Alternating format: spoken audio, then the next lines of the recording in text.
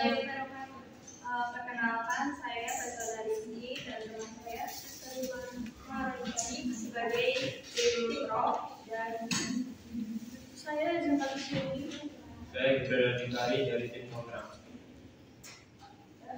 Kita akan debat mengenai tema S1 Farmasi disarankan melanjutkan profesi apoteker terlebih dahulu.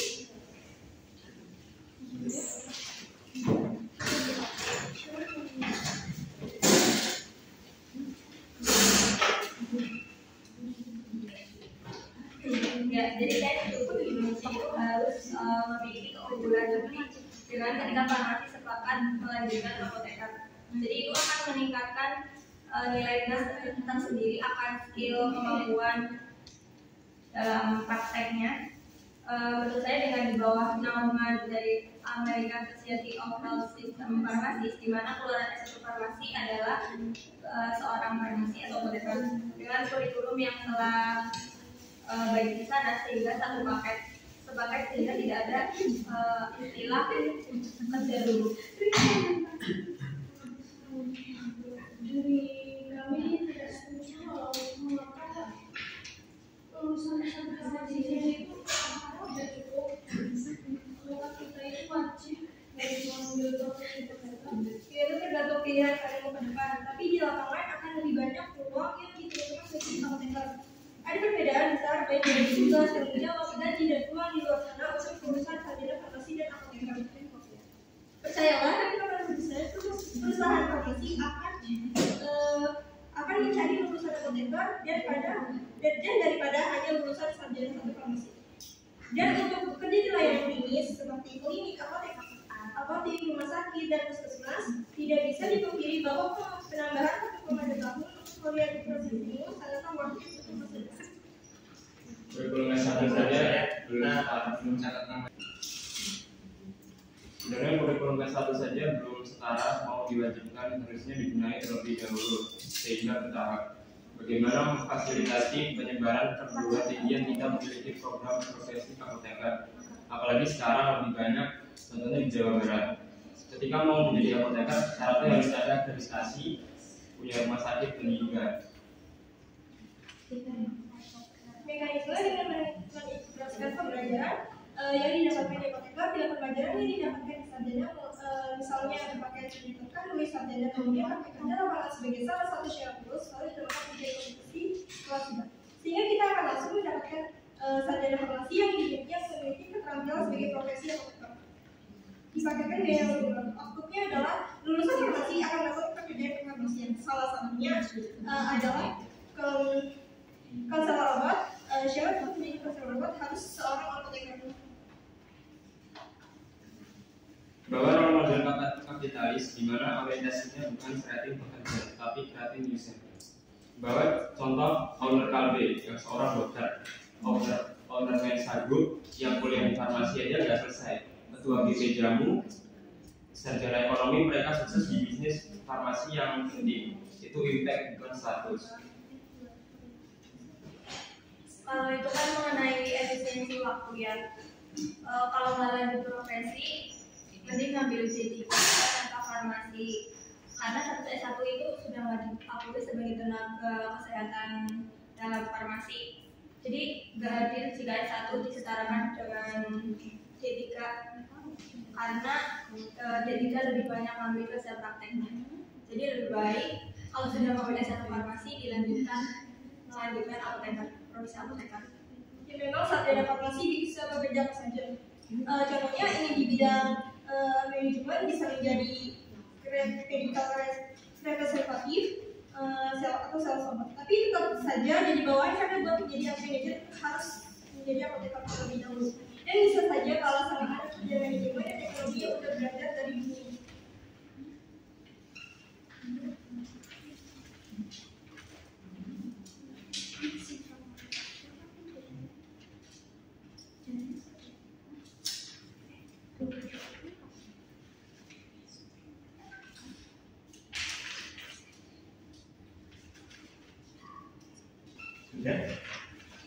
Ibaratnya kalau misalnya udah disiapin jas tinggal pakai.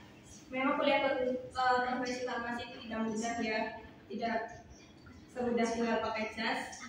Namun masa perkuliahannya kan hanya 2 semester, 1 semester untuk praktek, 1 semester yang diisi kelas. Jadi sayang sekali kalau tidak ambil melanjutkan profesi apoteker yang merupakan salah satu menjalin jaringan di dunia kerja.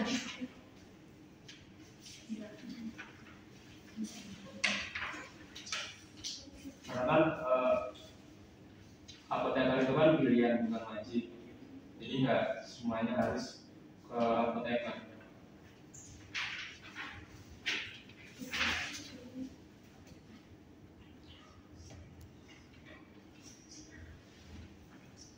Ya sih, itu merupakan pilihan dari masing-masing orang. Tapi kalau berjuang lagi setidaknya 1,5 tahun lagi untuk melanjutkan profesi apoteker, itu tidak akan menyesali kemudian harinya. Karena tapi kalau misalnya permasalahan biaya itu tidak mau pasti bisa mengumpulkan misalnya 1 tahun kerja dulu baru melanjutkan apoteker. Terus masih banyak beasiswa yang bisa dicoba untuk melanjutkan apoteker.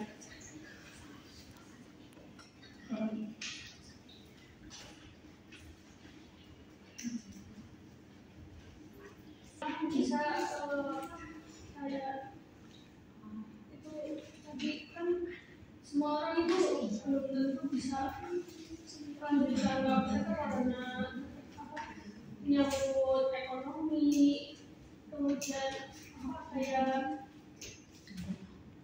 prestasi. Kalau misal kita coba prestasi kan itu cukup membantu ya untuk orang yang ekonominya itu kurang. Jadi itu bagaimana? Karena misalnya kalau kita udah terlanjur dalam masuk S1 farmasi, itu lebih baik misalkan melanjutkan apoteker karena kan sudah tidak dianggap kan lulusan S1 farmasi juga tidak mendapatkan STR lagi. STR itu harus apoteker juga. Iya.